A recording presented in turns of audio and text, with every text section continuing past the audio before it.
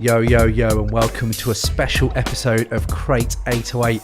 Today we've got rapper, comedian, actor, presenter, screenwriter, all-round quadruple threat entertainer, the man who will Jackson Pollock whilst you chat some bollocks, Ben Bailey Smith, aka Doc Brown in the Crate 808 Towers, man. How you doing, bro? Yeah, good, man. It's good to be here. Yeah, man, good to have you in. Yeah, it's lovely. I've been waiting, because I've been waiting to get someone from Deal Real Record Times into the pod to talk. So we got like Vincent who ran it and whose deal it was. Yep. And then we were like, you know what, it'd be great to get Doc in, because he's like, you know, that was you, man. That was your thing, wasn't it, back in the day? Yeah, and the DJs, of course, started up Living Proof, the hip-hop night, which is the biggest hip-hop night in the country now. Wow, and they were all the DJs from Deal Real, Snips, Raj, Budgie. That's such a wicked and thing to Khalil. see, man. Yeah. The growth, innit? Yeah, There's still growth there. I love that. Yeah. So I'm going to start off with what we usually go with on for every guest. What is the least hip-hop thing you've done in the last 24 hours, mate? Well, it's probably it's my younger daughter's 11th birthday, so she had like a 3-day birthday weekend, like the closest thing you can get to like an 11-year-old bender, I guess. So she had her friends over for a sleepover on Friday night, and they made like handmade pizzas, and then I took them to Queensway to the ice skating rink. Oh, nice. And for like an Italian restaurant after that. Little bit of a shopping spree. So like I did all of that single-handedly, so that's pretty I guess that's pretty un-hip-hop, taking a bunch of girls around. But you could really diddy it up and just make it like a business venture now. That could be your next thing you do, is like kids parties. I don't think I've got the energy for that. There's a lot of that in hip-hop now. There's a lot of like, I guess because people are getting older, you got like Fun DMC for like kids. Yeah. And Emily Rawson's got one as well now. There's books as well, isn't it? They're big, like the books Fly with the Kid. ABCs and stuff. Yeah, and all got, that like, stuff. Biggie on that. Yeah, man, that's good. As soon as I was talking to your publicist, to your agent, and they were like, "Oh, what time? And I was like, "Well, about 10:30 a.m." This is the earliest I've done any guy who's a rapper or anyone come in. But you see, the thing is, like, I don't like to work evenings. I mean, I haven't done stand-up for a couple years, and that's partly because once you get in the house, like the older you get, you're just like, why? Like, it needs to be an amazing reason for me to leave the house in the evening. Yeah. Like, I'm comfortable, I'm warm, Yeah. I've got everything I need. Yeah. Why would I go out? So I try and get everything work-related done.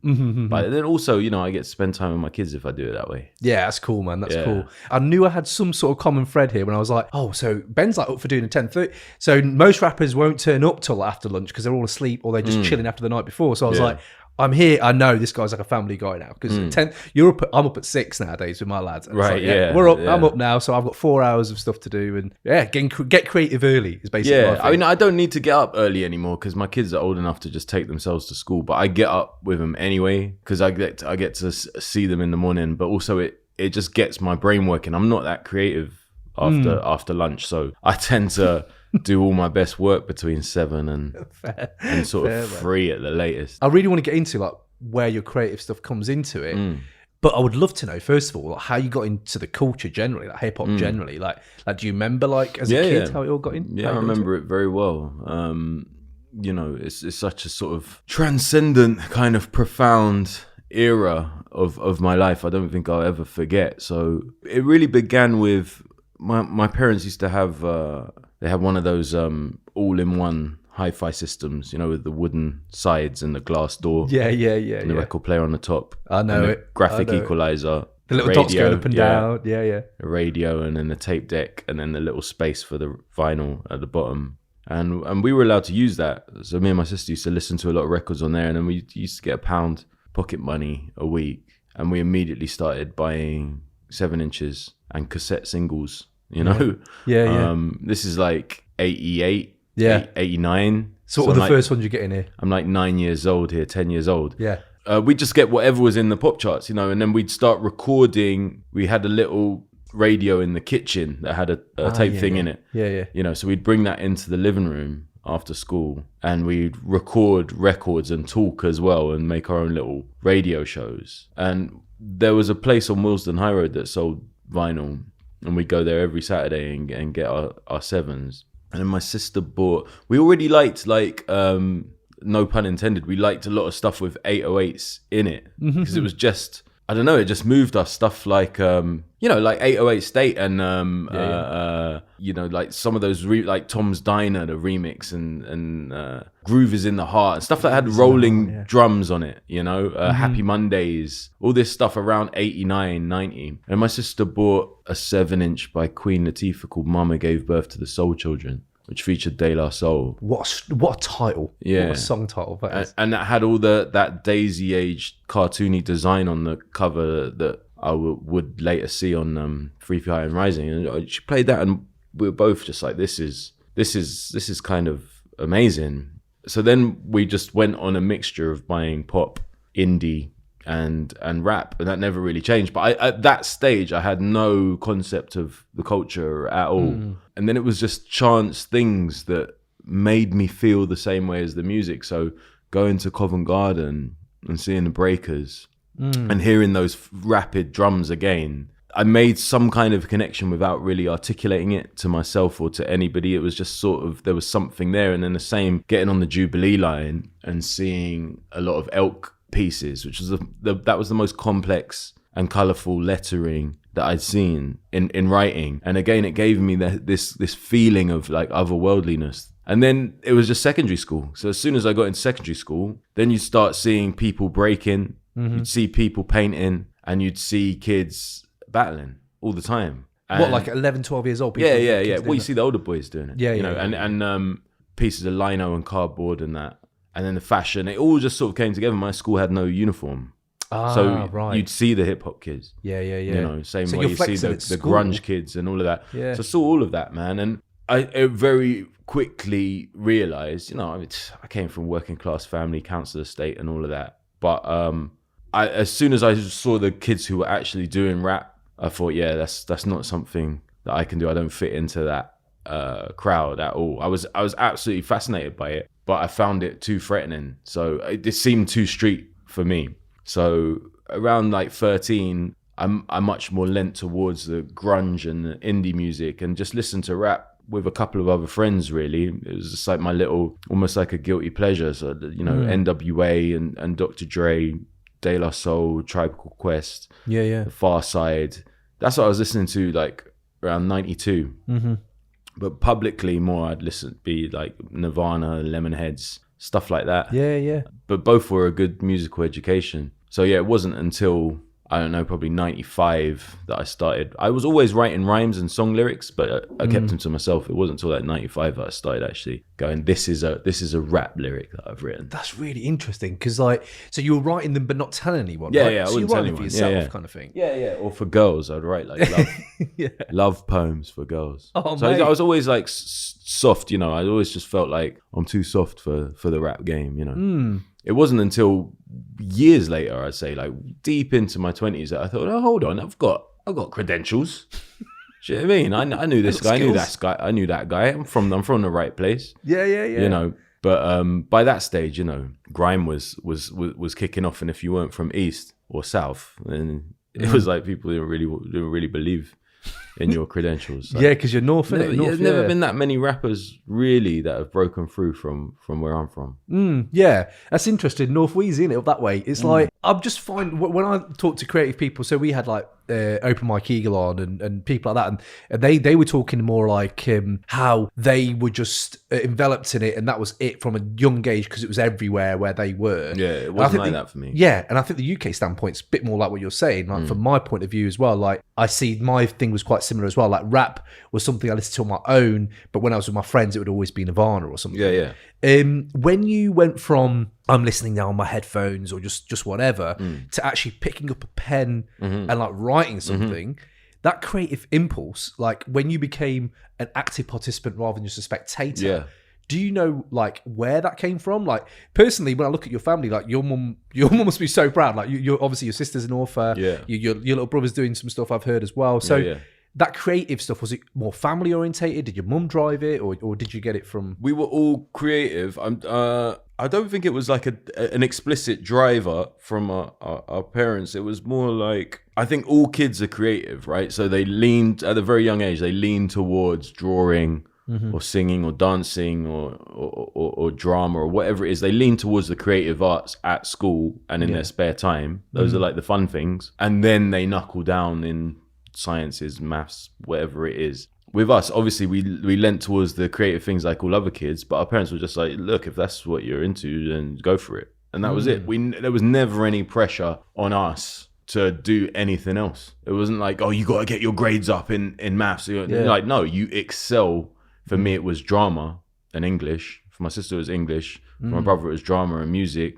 It's like, no, you excel in this. Like, just go for it. So for us, it was like we already were doing our A-levels in year 7. You know, there was no point in, like, you pick your GCSEs or whatever, but I never took them seriously. Yeah. I was just like, as long as I'm doing my drama and my English, like, I don't really care about any of these other things. And does that filter down into your own, like, parenthood as well? Like, now when you're a parent?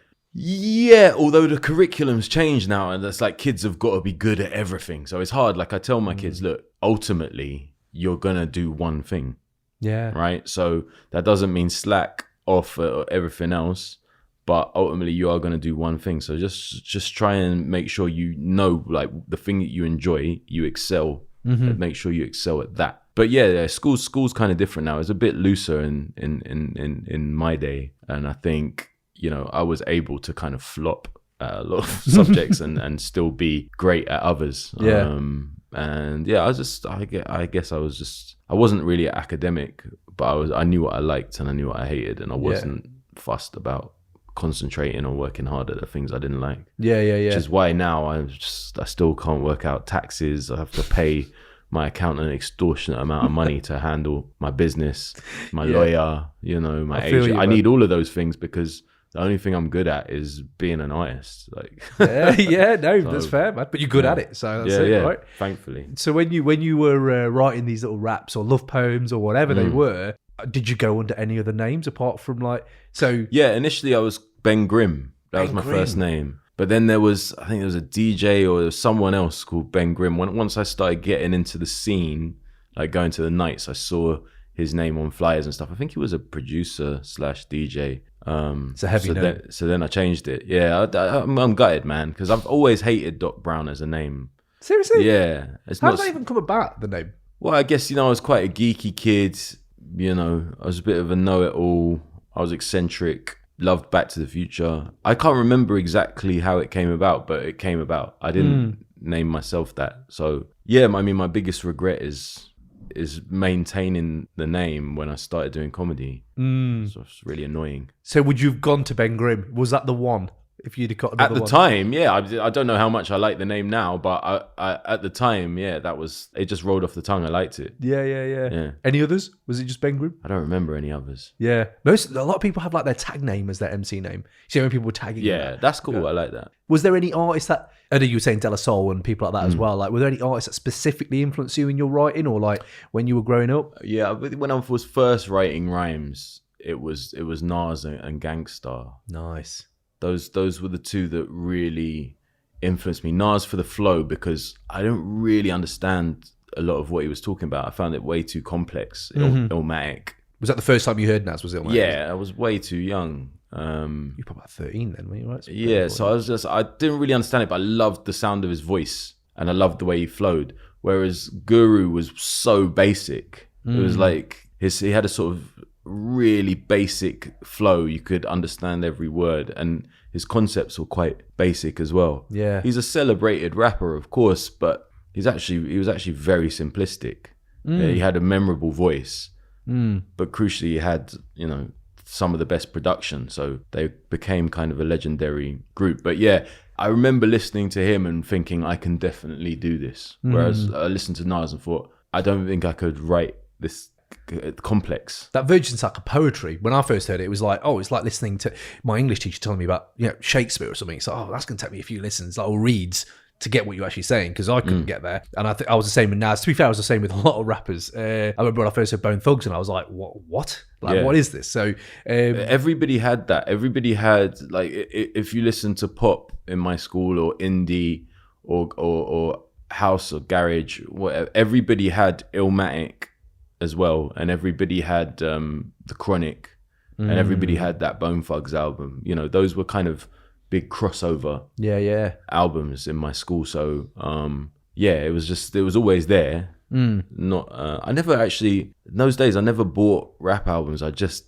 taped them. I just taped them from friends. Yeah. You'd get like one person would have the CD or the album on tape. That would get passed around and you dub it and you bring it back the next day. Yeah. Otherwise you're spending like, you ain't got that much pocket money. I remember like 15, 20 quid for like HMV imports and it's quite nice looking back and remembering how dedicated kids were to that sort of unwritten musical library experience. Because if you were borrowing the Chronic tonight and taping it, you better give it back, because the dude who owns it is probably going to beat you up if you don't give it back to him. Because whoever's got the dough to buy that, it's either a rich kid or it's a kid who makes money in some other way. Yeah. Do you know what I mean? Yeah, so you should probably get it back. Yeah, I like that, man. What was the? Were there any like lyrics that you listen to now and you think, I wish I'd written that, or like if there's a lyric you wish you it's could loads, have done? man. What you got? Loads. I'd say the Nas verse on the Mobb Deep tune, It's Mine, is unbelievable. The last verse on Niggas Done Started Something, the DMX verse, banger, is incredible. That's a great pull, man. That's a great take. That one, that posse. The Big L verse on The Enemy. The verses where it's just like you can't actually picture the person, like a human being in the booth recording those lines. You can't picture it. Yeah. The Big Pun verse off the books. Yeah. Like there's those 90s moments there. Like they're just like what? Like that DMX verse. I remember hearing it for the first time and like I memorized it within hours because I just couldn't stop listening to it. Yeah. And still, even now, like I think I probably know every word of that verse. How does he do it? Like, that passion then was unreal. Yeah, the passion in his voice and the patterns of his flows in that verse. It's like people used to always say, "Oh, how come Jay-Z's favorite rapper is DMX?" It's like, dude, listen to what D is doing. Like, to a lot of people, he's a joke. Like, but to me, lyrically, whatever you think of him and his concepts and all of that, it's kind of like, it's kind of mad, but just in technical terms as a rapper, he's fucking incredible. And I always felt the same about Ludacris as well. He's another one of those people who's like, his character is remembered more than his lyricism. Like Ludacris, he was always seen as more of like a personality. Yeah. Same as DMX in a different way. Like Ludacris was like this cartoony personality, and DMX was this kind of like, oh, he's a psycho. He does crack, whatever. He's mad. Yeah. You know. But actually, if you just remove everything you think you know about Luda and DMX and just look at the lyricism, it's unbelievably proficient. Like Ludacris would hide it in a way. He'd hide in plain sight. If you listen to a song like Saturday, which is like a pop record, you know, he does these 3 16-bar verses, and within each 16 bars there's four bar patterns, right? And he mirrors those in each of the 16 bars, right? That's silly, isn't it? I mean, it's crazy. That's not a pop song. Yeah, like that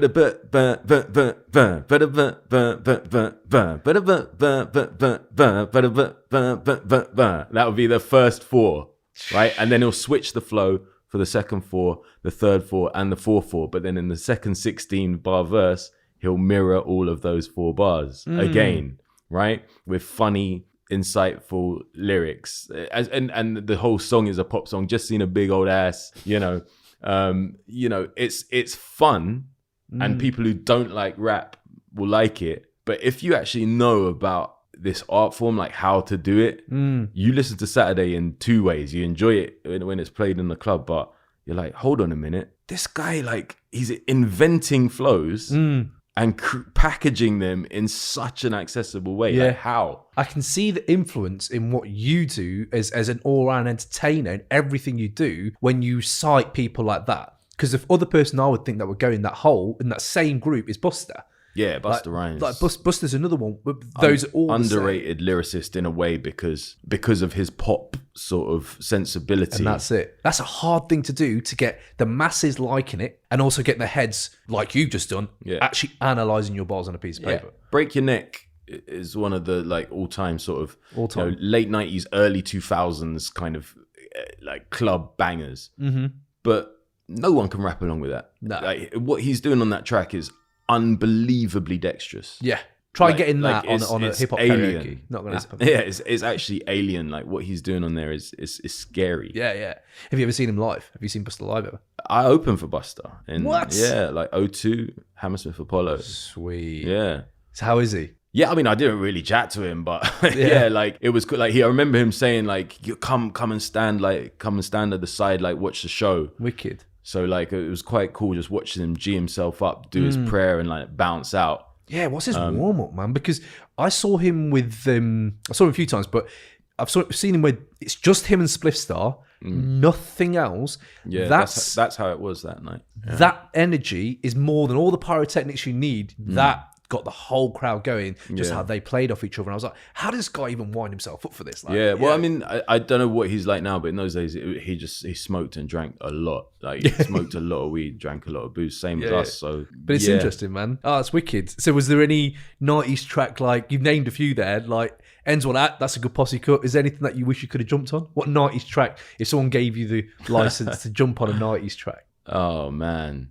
Well, I mean, like if it was a posse cut that just needed one more verse, yeah, that's quite a good question. I guess, that DMX tune, Niggas Done Started Something, everybody kills it. Mace, Jada, Styles, everybody absolutely bodies it. Yeah, definitely. Verbal Intercourse, Raekwon, Ghost, Yeah.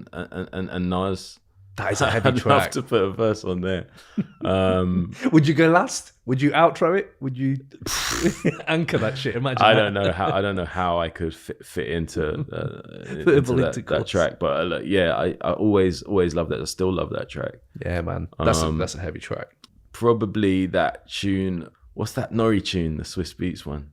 Banned from TV. Banned from TV. Yeah. I wouldn't mind jumping on Banned from TV. That is such, when hip hop was just epic. Yeah, unashamedly epic. Yeah, it's like that was that time, the late 90s, when hip hop just went, we're the biggest thing in the world. I love that. Like rock and roll's dead. Like we are the biggest genre of music in the world. Yeah, we were just pissing on the grave of rock at that time. It has been ever since. It's incredible. Except now, like, it's actually recognized and respected as such. Do you think us heads knew it in the 90s? Because I felt it. I felt that we were. I've never been certain, because by the time we were in the sort of shiny suit era of the late 90s, I'd started to see a pattern in rap wherein it was basically pop music. It had the same historical lineage as pop music and the same patterns, but at an incredibly accelerated rate. So like the phrase pop will eat itself refers to subculture becoming monoculture to a point where it's so ubiquitous, it's everywhere, and it's so mainstream that it becomes a parody of itself, eats itself, and then goes underground again, and the new wave comes. And that perfectly defines rap, except rap does it within a couple of years. Pop would do it over the course of a generation. Yeah. Rap, it comes, it's crazily underground. So like 87, you have someone like Schoolie D, swearing up the place, doing stuff that nobody had ever heard before, but it was just too abrasive. Yeah. But then by the time you got to 90, Straight Outta Compton was doing the same thing, but it was a worldwide international smash. Then you get to the point of The Chronic, Dre, and he's estranged from Cube at this point, but they're both making songs that are entering the pop charts now. So then naturally rap goes, fuck this, because now we're in a world where MC Hammer's a pop star, Vanilla Ice is a pop star. So rap goes, fuck this, and it creates a Low End Theory or a Bizarre Ride to the Far Side. And then it happens again. It constantly happens. So by 94, 95, hardcore artists were being signed to major pop labels. I mean, lest we forget, Liquid Swords came out on Geffen. Like, if you made Liquid Swords now, you wouldn't even be allowed in the reception area of a major label like that. Yeah. Listen to Liquid Swords. It's one of the most inaccessible, like non-pop, no radio track. It starts with like nothing. a 90-second kung fu sample. Yeah. Like, what? There's no music. It's just you talking mental. to me. Like, when you think about it, it's mental. All of those rappers, fucking Keith Murray, it doesn't matter how like underground or how few hits they had, they were being signed to major labels. Showbiz and AG. Yeah. So everybody was signed to either intermediaries to a massive label or directly to a massive label. Yeah, yeah.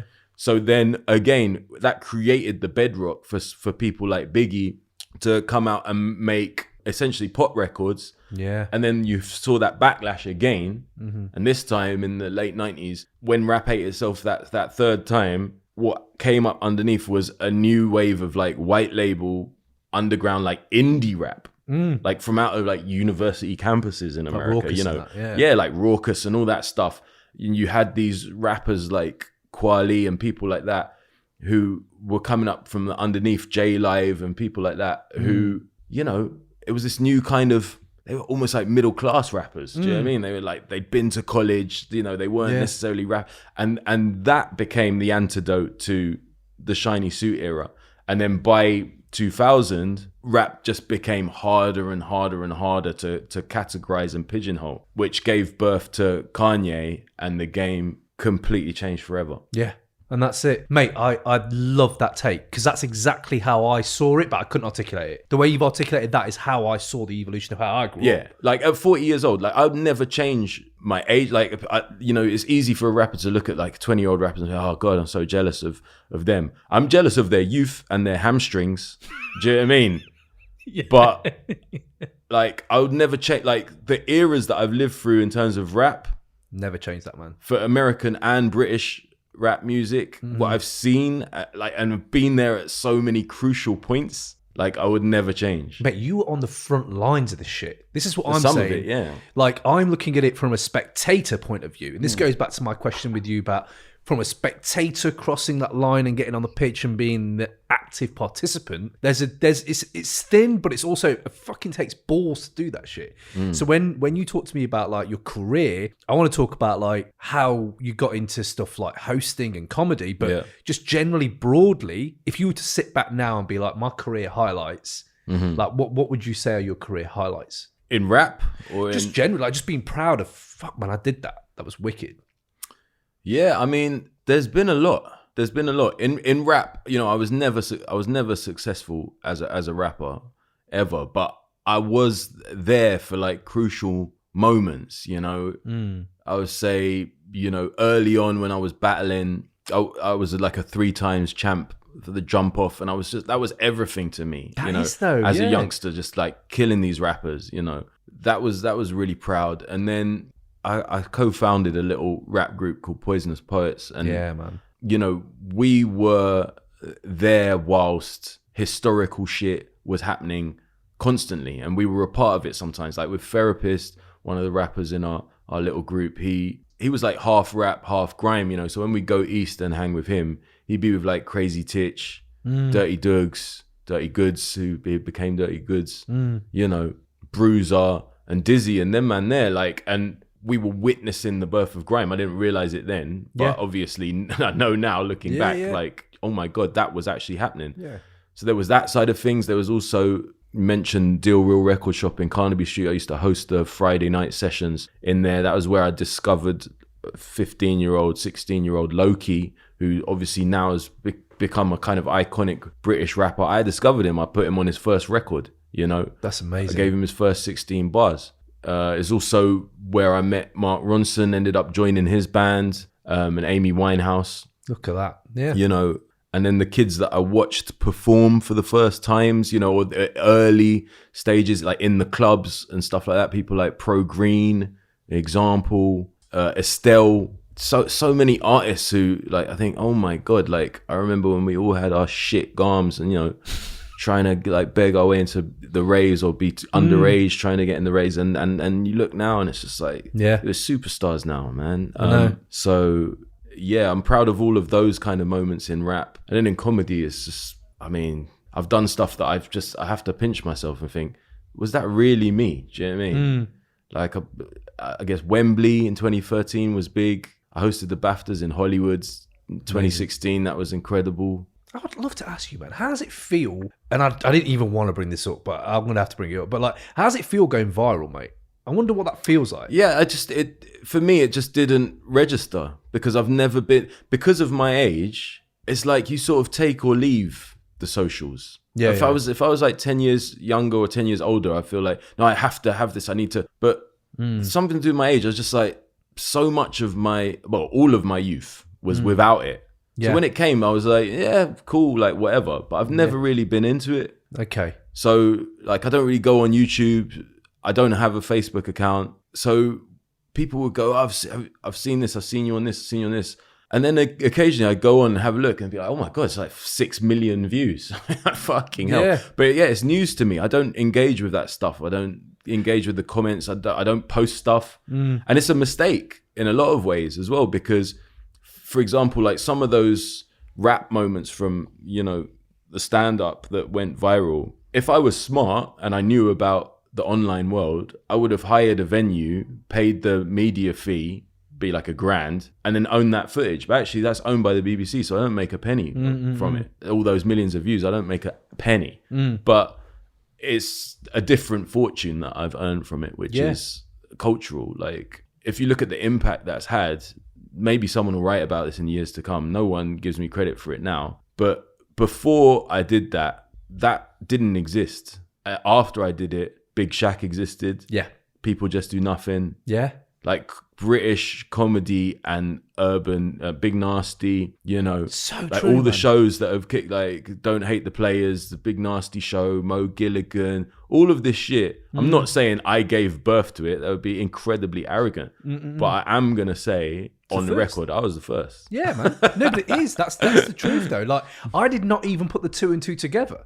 But it's so true. Like, this stuff is the norm now. It was that weird kind of grey, like black hole moment where you're similar age to me, where I'm not really on socials, and then you'd have all these things pop off, and then all my family members, all the younger people in my family, be like, "Oh, have you seen this? Have you seen this?" About whoa, like I know Doc Brown. I went to Deal Real. I've seen you do your thing, and now you're talking about it. I mean, you're like 13 years old. This is so mad, and then not making anything off it is the thing that people have just wised up to, and now are just doing. That's your thing, isn't it? Influencers, people like that. So that's really, mate. It's really interesting how your career highlights are like, yeah, I feel at peace. I feel good knowing that's what you feel like you've done well, because it feels like, all right, so you're not like putting it on, you know, I did this and it made this many numbers on this platform. No, I think there's too much talk about that.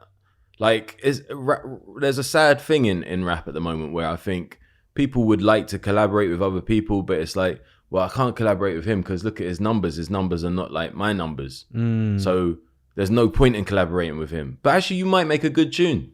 Yeah. So like, just collab. It doesn't matter if you got a million more followers than he has.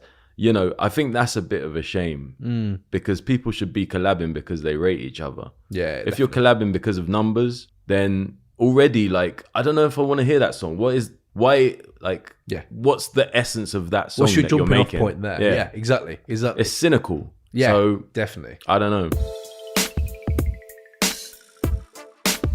Yo, what up, y'all? This is DJ Premier, and you're checking out the Crates 808 podcast. I put an S on it because there's more than one record in the crate, you know what I'm saying? So that's how we dig, that's how we play, and that's what real DJs do. You heard? That's why it goes down. We out here.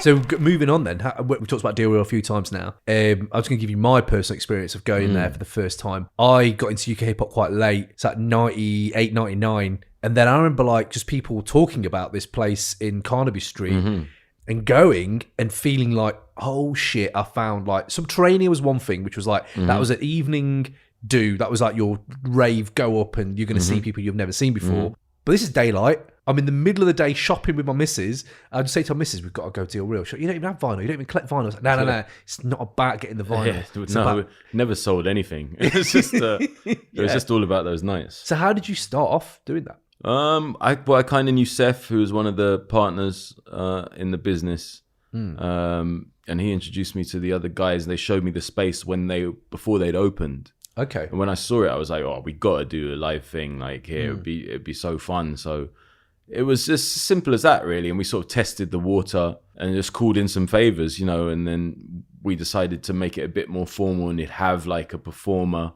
each week and I'd open up the mic and we just keep it friendly. And it just got really big really quickly to the point where it'd be nuts. We'd have like 200. I mean, you can fit body to body with no room to lift your arms, you could fit like 35 people in I was going to say, but we'd have like 150 people. That is ridiculous. You know, so it would just spill out into that little alleyway there. Yeah.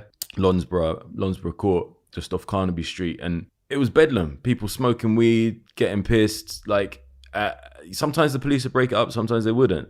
But it was the essence of it was so punk. And we also, unlike most other like UK rap sort of outlets and nights and stuff like that and events, we embraced grime as well. So we really, you know, we were happy to have both. And basically the whole vibe was just welcoming. We were like, we're in the center of town. So there's no postcode issues. There's no like, oh, this is for North Londoners, this is for West Londoners, this is for South Londoners, this is for East Londoners, this is for everybody, you know. And that vibe really sort of kept going. We didn't really have any drama. And, you know, occasional little things, but on the whole, we didn't really have any problems, considering there was no security. It was unpoliced. It was free. You know, there was drugs and alcohol to some extent, but I don't remember there being hardly any problems at all in terms of like, you know, violence or unpleasantness or anything. People were like that. not actively nice. And again, it's something that I have to credit myself with, because at the time I was a youth worker, so I was quite used to working with rowdy kids. So I kind of utilize that to keep a very light-hearted tone throughout the events every time. And that's also what became, without me knowing, a transferable skill for stand-up comedy. What would you say your favorite showcases are, or like favorite mic sessions on there? Amy Winehouse one was legendary. Cannabis one was memorable. Kanye and Mos Def, that was unreal. Wu-Tang, of course. Yeah, man, there was so many nights. Pharoah Monch. Rhyme Fest. Slick Rick, bro. I mean, jeez. Like it's kind of crazy looking back, really. Like what we managed to do. And then, of course, all the British artists, you know, so many of whom were just kicking off their careers. Pro Green, Tinchy Strider, and Example, and Michael Payne. All these dudes, Mr. Hudson, Estelle. There's so many people that came through Kalashnikov and showed people what they could do, and made memories and jump started whatever they went on to do in those early stages of their careers. So it was a special place, and to this day we don't know why we did it. We just did it because we lived it. We lived the music. There was never a kind of, oh, we'll do this and then we can make this money and we could get this deal and maybe we can franchise this. But those conversations weren't had because we were kids and we did it for fun. Like it's as simple as that. I remember what you said there about like the environment, and I remember like gigs would get rough and raucous and stuff like that. I remember like it was always actively people were helping each other out. I remember we were standing outside, we got there late, and I was like, fuck's sake, man, we're outside, because you're going to be outside. If you're not there early, you're outside. And next to me, this guy was hilariously laughing. I was like, this guy's loving tonight. Whatever's going on, he's loving it. Head to toe in pink. It was Skinny Man. I was like, shit, Skinny Man's here. So, oh shit, okay, so he couldn't get in, so we're all right. So this guy came, no shirt on. He was like the white DMX. He's so ripped. This dog he had was ferocious. Gosh. Everyone just moved out of his way. And he was standing there, and the only person who didn't move out was very Skinny. And Skinny Man had like a can of Ribena or something. Brilliant. And he just started feeding the dog this Ribena. And I'm standing there thinking, this scene right now is unreal. Everyone's moved for this guy except for Skinny. And he's just like, yeah, there you go, mate. But yeah, they're the moments, man. It was just a wicked time, man. Yeah. But you know what? I wanted to talk to you about comedy, and I know you've talked a lot about like, how you got into comedy. But before that, there was a strand of stuff I've never heard you talk about, what I want to hear more of, which was films. And you strike me as stuff I've read and seen, and you're a bit of a cinephile, right? Yeah. So you love your film, and personally, I am as well. And I saw you on this random BFI video where you were talking like Unprophet. Like you were talking about these films are like Locke, I think, was on there and stuff like that. And I was like, oh my God, like, I didn't even know you were into like French film and stuff like that. Yeah. I would just love to know, like, would that be an avenue you would go more actively down, participating? I know you do screenwrite, but like, is there anything you wanted to do in film where you've been like, you know what, I need to I need to I want to do this in film more? Yeah, I mean, it's mainly writing and talking. So it's I love talking about film. So it's kind of a dream job that I substitute for Simon Mayo on the film show for the BBC. In fact, I'm doing that this week. Oh, sweet!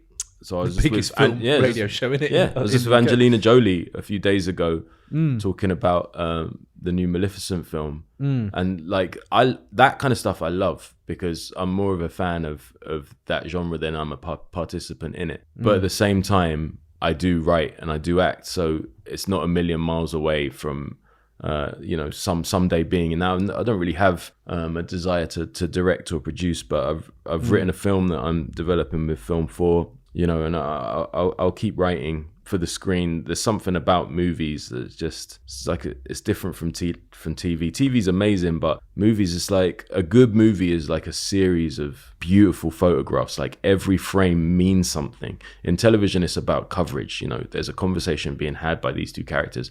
Make sure you get it from both angles, a reverse on the shoulders, close-ups, mid-shot, a two-shot. It's just all about coverage, which is fine because the primary thing in television is story. You just got to tell that story and make sure that story is covered. Film is like a higher form of art. Like I say, it's a series of photographs that give the illusion of motion. That's what it actually is. That's amazing. So a frame of a movie, when you see it in a magazine or whatever, you should be able to notice the difference between that and a still from EastEnders. Do you know what I mean? Absolutely. You should be able to notice. And it's because those are photographs. That's why we have a director of photography, in film. The lighting of every scene is crucial because, if you go on a film set, you watch the setup for a scene and you think, this is so similar to a photo shoot. And that's because it is. That's what it is. It's like they're trying to capture the perfect photograph. And evoke some feeling out of you just by a still evoke image, feeling. Right? So when people say, "Oh, what's your favorite genre of film?" I just don't even understand that question. I'm interested in how a movie makes me feel, and if it makes me feel nothing, then I hated that film. People say, "Oh, so you don't like rom-coms?" And I said, "No, that rom-com made me feel nothing." Yeah. Harry Met Sally made me feel everything. Yeah. It's a totally different way that I categorize movies. I don't put a genre up against another. The genre I just actually don't believe in. It's the filmmaking that I'm interested in. Exactly, man. I'm here for the Doc Brown film program or film podcast. Yeah, I mean, there's been a couple of suggestions here and there, and I've even done a couple of pilots that haven't really gone anywhere. But I'm sure it's inevitable, Like I have a passion for film. I enjoy presenting. I know what I'm talking about. Yeah, no brainer, man. And I know some great critics. I'm not a critic. That is crucial. That's a crucial distinction. But I like that I would distinction. still need a critic to work with. But I know plenty of critics that are amazing. Danny Lee, I'm very friendly with. Robbie Collin, Clarice Lockery, Mark Kermode. There's so many people that I can bounce off of who they know a lot more than me about the intricacies of film. But you don't need that as a presenter. You just need the passion. Yeah, man, and the insight. That's wicked. I mean, we're looking at we're doing a rap podcast, classic, but we're all very much into different things. So we're looking to do some revisits of some our favorite 90s hip hop films. Right. Okay. So I was wondering, have you got your favorite 90s hip hop films? Well, yeah. I mean, it depends what you describe as a hip hop film. Like if it's actually about hip hop, I don't think there's been that many good fictional films, if any. You trying to tell me Belly's not good?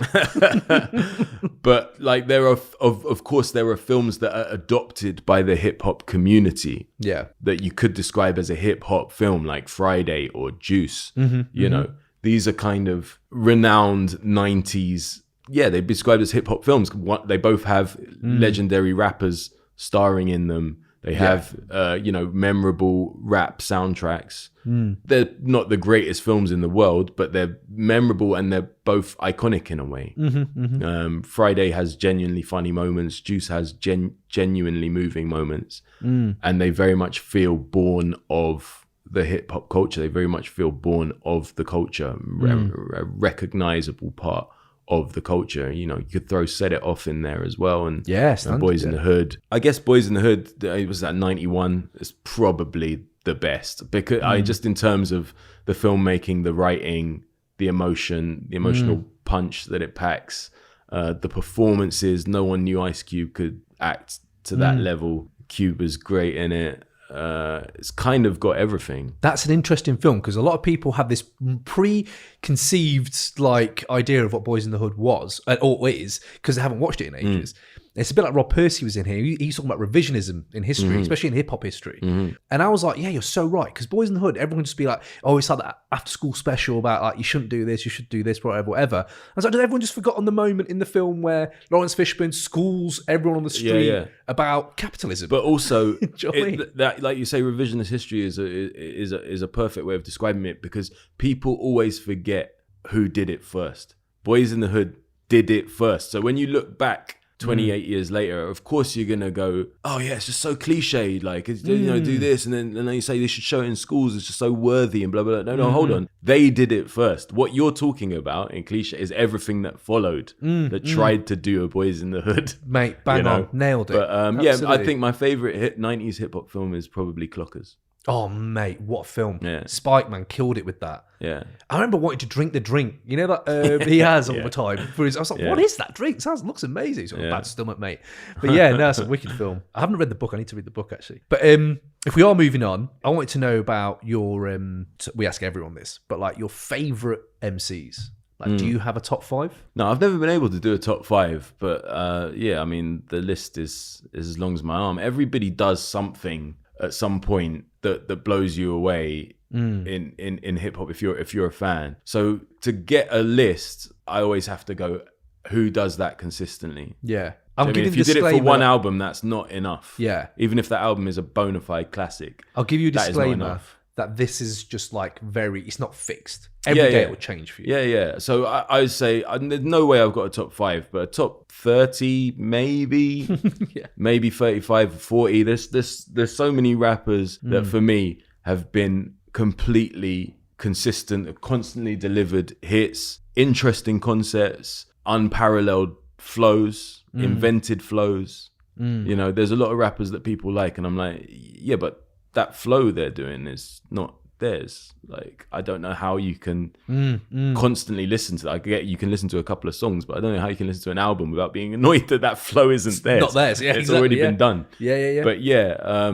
I mean, all the obvious ones are in there, you know, Nas, Big L, Pun, Park, Biggie, Ice Cube, you know, Eminem. Yeah. All of those guys are in there, obviously. Is there one that you think that's slept on then? Yeah, there's loads that are slept on. Like I said, I think Ludacris and Busta Rhymes are obviously huge stars. Everyone be like, what are you talking about slept on? I mean, as MCs. Similarly with Black Thought, because of the roots. Ludacris because of the comedy. Busta Rhymes because of the cartoonish outlandishness of his work. And Black Thought because of the roots. He's overshadowed by his band. But he's one of the greatest MCs ever to do it. Big Daddy Kane, Kool G Rap, Prodigy is one of my favorite rappers. I think he's one of the most slept on in the UK. A lot of people Prodigy's don't so sick in so many ways. Yeah, it's a shame we lost him. Yeah, man, definitely. Andre 3000. Yeah, I mean, I'm talking specifically about 90s dudes here. Yeah, for sure. Yeah, you know, there's plenty more from the 2000s and beyond, but 90s dudes. Yeah, I mean, you could just go on and on. Q-Tip, Del the Funky Homo Sapien. Yeah, man. Yeah, you've got a big love for a lot of different genres of hip hop, and I've never been that guy who's like, oh, I only like East Coast, I only like West Coast, I only like conscious rap, I only like street rap. I like rap that's done well, you know. So yeah, I'd throw Dave in there, not English Dave, who is fucking incredible, but the original Dave from De La Soul. Unbelievable lyricist, underrated. Everyone in the Wu-Tang minus Master Killer, God. Who's your Wu-Tang go-to? Like, who's your guy?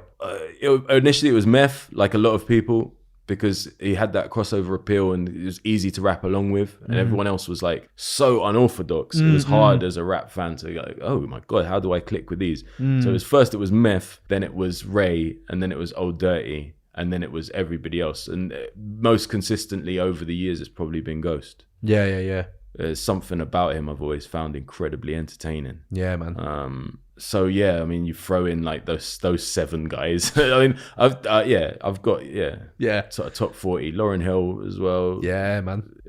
She sort of sneaks in because she didn't really put a foot wrong, but then she didn't really put a lot out. Yeah, so she kind of sneaks in because you have to say she was never whack, but then also she didn't deliver anything else to be whack. So she's kind of a grey area. Yeah, man, maybe definitely. She would have been whack if she did more stuff. I don't know, but you have to say what's whack that she did. Nothing.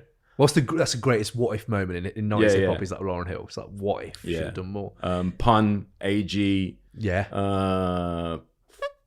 I mean, the list is endless, man. Yeah, man. Juju's mad underrated. Yeah. Like, I think he's actually such a sick rapper, but again, not maybe him and Tash, the Alcoholics, not maybe taken that seriously as rappers because their groups are so kind of funny and silly and whatnot. But actually, Juju and Tash are the 2 of my biggest influences. I love those guys. Oh, wicked. Yeah, man. That's good to hear, man. They're dope, man. Their flows are impeccable. Their bars are like funny and hard at the same time. Tash alone to be that drunk and deliver on stage is pretty much of a feat in its own. Tash is an amazing rapper, bro. Yeah, man. Another one we usually ask is, which 90s artist do you think has aged the best? Andre 3000. I mean, without any shadow of a doubt. Like, an Andre 3000 verse in 2019 is as anticipated as it would have been in 93. I 100%. Can't think who else you could say that about. Maybe Black Thought. Maybe Jigga, maybe, but like... He's delivered a lot, though. He's delivered a lot. He's not as elusive. Like, there's a Black Thought... If you have a look online, there's a thing Black Thought did a few months ago with Method Man on... when Meth gets his phone out. One of the radio shows. Yeah. And Meth's great and he's entertaining, but Black Thought is like... You're like... What is happening right now? Are you a robot? This guy is spitting unbelievable bars for like 7 minutes straight. I can't believe the breath control. Yeah, I was like, how are you still breathing? Absolutely incredible. Anybody who's a fan of rap should check that out. Yeah, definitely. Yeah, I'd say like in terms of like the whole world going, this is still relevant. This guy still looks great. This guy still sounds great. I'd say it'd be Free Stacks. Yeah, man. No, because Southern Playalistic was a long time ago, bro. But it's still good. 26 years ago. I know. And if he was to put a 16 down on anyone's... Like, if there was an Anderson .Paak tune that came out tomorrow with Andre 3000, you're talking about breaking the internet. I know, man. What I'm saying? Well, he kind of did with James Blake. He came on James Blake, just went, what was it? I don't like these heady shit. I don't like these heady verses. And then drops that. And you're like, okay, yeah, so that's probably the verse of the year. Yeah. And he just... comes out and does it. Yeah. Rick Ross a couple years ago, 16 ain't enough. Like, he'll just pop up and everybody will go, oh, why doesn't Jay rap more? But I love that. So yeah, I'd say he's probably aged best. He's the finest of fine wines. I like it. Definitely. I like it, man. And then the last few we usually have, which is when you were growing up, were you more Biggie or Pac? I never compared them. It's so weird, this comparison has gone on throughout rap. I never compared Biggie and Pac. I think the only reason they're compared is they're dead. I honestly believe that they died within a small amount of time of each other. Yeah. So people just sort of, and obviously, they were hugely influential in their spheres. And then they got compared. Like, I've never really understood it. They're from so me. different. Yeah, they are. They're completely different. It came from me because I kept reading about it. Yeah, everyone kept just telling think it's me. so weird. To me, it's like, so who's it gonna be? Like Q-Tip or Prodigy? Who's your guy? And like, why are we comparing Q-Tip and Prodigy? Like, I don't understand the Biggie and Pac.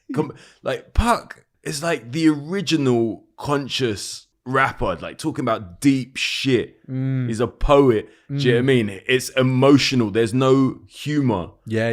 Biggie is like street hustler, champagne sipper, piss taker. Yeah. I'm just like, why are these two compared? There's zero comparison. I love Biggie, I love Pac, but I've never compared the two, and I refuse to do so. You just savagely bodied my question. Yeah, it's a pointless question that gets asked throughout rap history for no real reason other than those two guys are dead. Yeah. I'm telling you, that's the comparison. Okay, so these two guys aren't dead, but I'm going to do another one. Okay. Dr. Dre or DJ Premier? See, that's a slightly more interesting question. I think they are actually each other's peers and they push each other, drive each other on, and they also rate each other highly and have actually worked together on numerous occasions in ways that people out who aren't as big a rap nerd as me probably don't see. You know, they work together and support each other. So actually they are two sides of the same coin, Dre and Premier. They both know that they can create landscapes on which rappers can create timeless work, you know. And I mean, you kind of cited them when you first said, like, what I asked you what you listened to. You cited both Gangsta and Dre. I mean, I was like, all right. They provided the sort of blueprint for the first sort of types of rap that I felt were the best. You know, I thought if it doesn't sound as crisp as this Gangstar record or as this Dog Pound record, then it's not proper rap. I mean, they haven't quite mastered it yet. You know, and I think a lot of other producers will, you know, of that era would definitely hold a torch to those two as being huge influences on their work. You look at people like Scott Storch and Rock Wilder and people like that. Like without Dre, I don't know how those guys become alive. And then similarly on the other side of things with Premier, you know, people like 88 Keys and High Tech and all these guys, like without Premier, Jay Dilla, like how do they come about? So I think with Premier and Dre, they're sort of like the godfathers of the modern era of rap, you know. So like, you know, post Marley Marl, post, you know, definitely. all that kind of old school sound that just came to an abrupt halt when we heard Straight Outta Compton, and then of course the Chronic and everything Premier was doing with various rappers, and to a lesser but still significant extent Pete Rock. You know, they ushered in the modern era of rap, kind of the rap that we know and love now. Like you could still have a Dre, Premier or Pete Rock beat now on a new project and it would bang. You know, they created a new wave and a new formula that has basically towered over the scene until that Southern sort of style brought about a new way of doing beats, which kind of led into trap, which led into the other stuff that really influences rap and grime now, you know. That's a really interesting, well, it's the nice way to articulate how it's all kind of spanned out. Totally. So like people like Drake, Pusha, you know, Rick Ross, they'd all sound totally comfortable on a Premier beat, on a Dre beat, on a Pete Rock beat, but they all sound even more comfortable on a more of a new wave, modernized version of the music that owes a debt to the birth of trap, to Miami sounds, to sounds of the South. It owes as much to that as it does to, like, you know, what people might see as new rap beats. You know, everything has its roots in something. You talk about modern rap there. We always like to have a little wrap up finish with it's 2020 next year. We've had a stellar decade in hip hop, UK and American, worldwide. Have you got any like favorite albums or artists from like the last 10 years, last decade, where you'd be like, yeah, that's the one that I'm going to probably bump forever? Yeah, definitely. I mean, now I only listen to UK rap. I only listen to grime and UK rap now. I don't really listen to American stuff outside of, I like YBN Cordae a lot. Oh yeah, he's heavy. Yeah. I like Anderson .Paak. I like, what's your UK stuff? But the UK stuff is just like, for me, it's like I never believed that the UK rap music would ever be big. I just never believed it would happen in my lifetime. Why is that? What is that? Because you were from the in the ground level? No, I was mature enough even at the time to know that what we were doing was putting a square peg in a round hole. We were creating music that was American. Doesn't matter if you're using your own accent like we were and citing British influences. Rap music is American. So what saved British rap was grime. Grime, if it wasn't for grime, we'd all be dead in the water. Grime saved black British music. Full stop. And Dizzy and Wiley were architects of that. And everything that's grown out of it, they created the industry. They created an industry wherein we can thrive, you know? So if it wasn't for grime, I don't think someone like Loyal Kana would be successful. Yeah. Because he's making the kind of rap that we were making back then. Yeah. But there is a platform for it now. And that was provided, ironically, by grime. So, you know, whatever you want to call it, you know, I mean, I personally wouldn't call Wretch 32 or Gigs grime. I think they're making rap music. But it doesn't matter because they can also make grime music and they can feature grime artists on their records and vice versa, and it's fine. That's why I say grime is black music. It is British black music now. And for me, that is so exciting and I'm so proud. But what's even more exciting is I don't have to pretend to like it like I had to with a lot of British rap from my era. Yeah. But it's like, you have to pretend to like it because it's part of a movement you're in. Like, yeah, but it's shit. Yeah. Whereas this stuff, like Gets' album, Ghetto Gospel, The New Testament, it is maybe my favorite ever British rap album ever. Wow. Okay. Like, wow. I think it's absolutely unbelievable. And I think what he's doing on there lyrically is on a par with that last verse from Niggas Done Started Something, the DMX tune that we started talking about at the top of this. He is unbelievably good. And people need to get to know, like, I'm amazed he hasn't won more awards. You know, there's albums that is sort of trendy to talk about and give awards to, but Ghetto Gospel is the best thing I've ever heard out of the UK ever. But yeah, I mean, I listen to a shit ton, man. Yeah. I love Psychodrama by Dave. I love, oh my God, I've listened to about 1 million times just today, The Class of Deja. Yeah. With Kano and Gets and DWE. What banger. Yeah, Landlord I thought was a great album. Not so much his new album, but Landlord I loved. Yeah, both of Loyal's albums I think are amazing. Yeah, I'm really interested to see where he goes, you know. He's got such growth in him. Well, I was with him the other night and he told me he's just got an acting agent, so we'll see. Okay, okay. We'll see if it's Has he done music or not. Much acting? Has he done? No. Oh, nice. But, you know, some rappers can. Some Yeah. rappers can. Some rappers it's just sort of in us. Yeah, I'm sitting right here now, man. That's it. But yeah, of the last 10 years, I would say probably Good Kid, Mad City was huge for me. Malibu by Anderson .Paak. What an album. The Waters by Mick Jenkins. I love Mick Jenkins. Thank you. Mick Jenkins is the best rapper you'll ever hear with the name of like a high school janitor. Can I pound you, please? Because no one's mentioned Mick Jenkins yet. Yeah, I'm Mick trying to get in on Jenkins this is pod, sick. man. I want him on this pod. So I want to hear how he writes his rhymes. Mick Jenkins is a sick guy, man. Yeah, man. He's amazing. I'm so happy you said Yeah, that. I like those albums. What other albums of the last 10 years? Life of Pablo by Kanye. I know a lot of people didn't like it. I love that album. I rinse that more than most of his albums. Same. It's amazing sonically. What are people banging Yeah, and on also about, man? like from a lyrical perspective, like maybe it's dodgy, I don't know, but that is a man on the fucking edge. Yeah.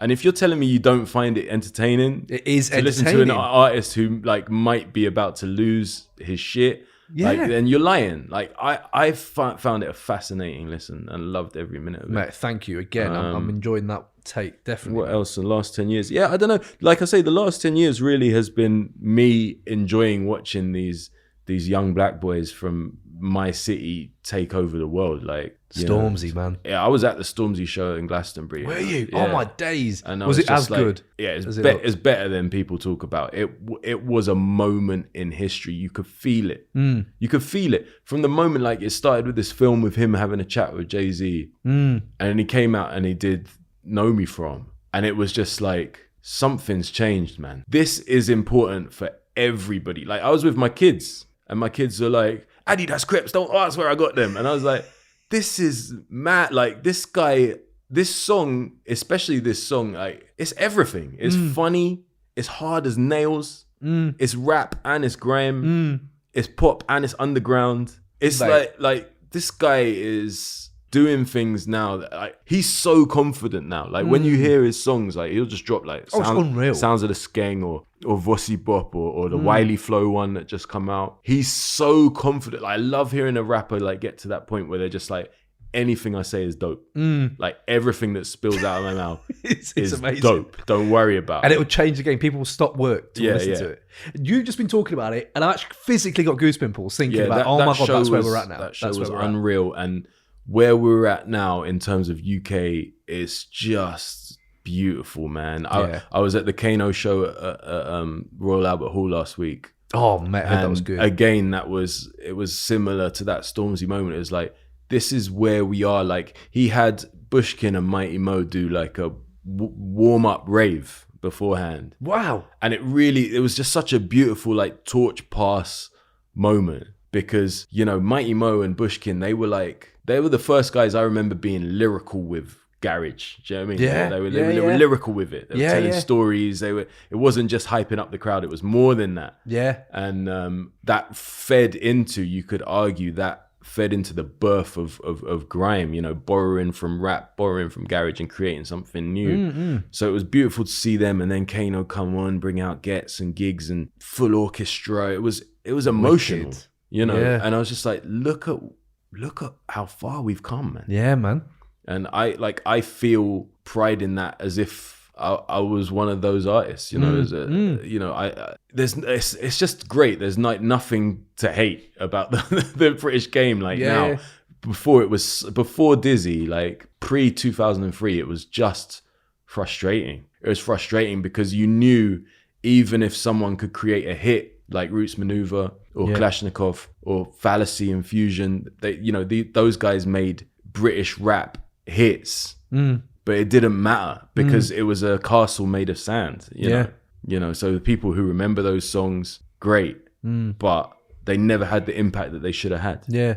Rob Percy said it perfectly the other day. He was in talking about Outkast's album, and then he was like, the best thing about it now is everybody's winning. It's like, everybody's winning. I was like, yeah, that is banging. Man, Ben, thank you for coming in. I've just sit here and just talk about this with you all day, but it's wicked. Of course, yeah. But I just want to know, is there anything you wanted to plug? Is there anything you got coming up? November, got a new series starting on Sky. It's called Britannia. It's like a huge, sprawling 10-part epic about the Roman invasion. Oh, it's gonna be pretty cool. Mackenzie Crook and a few other stellar actors.